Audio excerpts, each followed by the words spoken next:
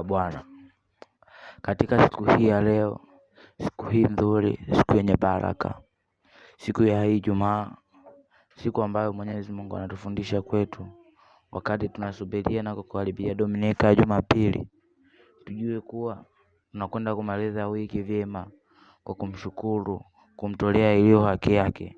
Wapendwa, tujue kuwa Jumapili ni siku ya Dominika takatifu.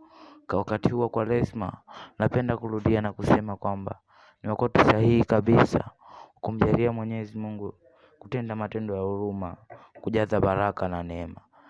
Ndugu zangu wa Kristo, muda huu ndio muda sahihi wa kutubu, muda ambao Mwenyezi Mungu anatuongoza kwa njia mbalimbali tupate kuacha dhambi. Naamini kuwa umepata kujifunza, kukumbuka na kuheshimu kuwa huu ni muda gani na ufanye nini.